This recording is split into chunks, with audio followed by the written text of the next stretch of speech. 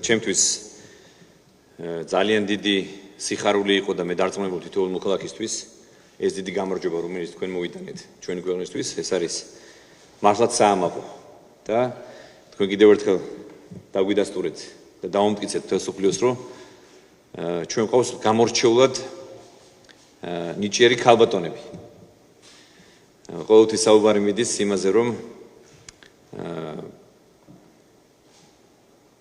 რითი გამოირჩევა ასე ვთქვათ ქართველი ერი და მართლაც ერთ-ერთი სფერო რაშიც მართლაც ვართ განსაკუთრებულად წარმატებულები ეს არის სწორედ სპორტის სახეობა ჭადრაკი და მე მინდა ყველას მოგილოცოთ ეს გამარჯვება ასევე მინდა ნინოს მიულოცო ვიცე-ჩემპიონობა მე გილოცავთ და ჩვენთვის ასევე იყო ძალიან დიდი პატივი რომ ევროპის ჩემპიონი სწორედ საქართველოს ჩატარდა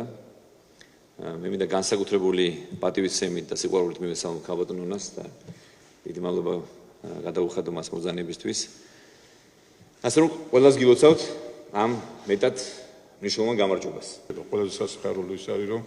ჩვენ სპორტის სამსახიობაში არა მარტო წარსულით ვამაყობთ, არამედ მომავალსაც ვხედავთ და ეს არის ყველაზე დიდი მივიდის მომცემი და იმედია რომ ეს ტრადიცია გაგრძელდება უახლოს პერიოდში ასევე ვფიქრობთ არა მარტო პროფესიულ თვალსაზრისით განათლების სამინისტროსთან ერთად იგეგმება პროექტი საპილოტოც უახლოს პერიოდში 100 სკოლაში იგეგმება რომ და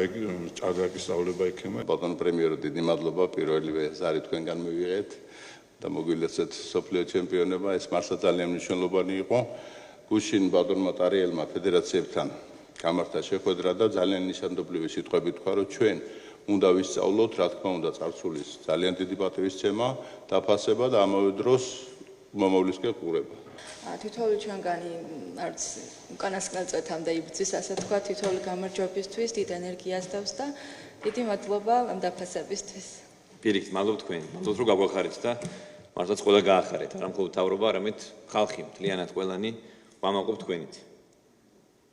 კაპიტანს ხო არ ვიცით სიტყვა ჩვენთვის ძალიან დიდი სტიმული იყო ჩინეთში ყოფნის დროს თქვენი მხარდაჭერა, სულ საქართველოს მხარდაჭერა და მოხარული ვართ რომ ჩვენ ამ დაფასებას შევძელით.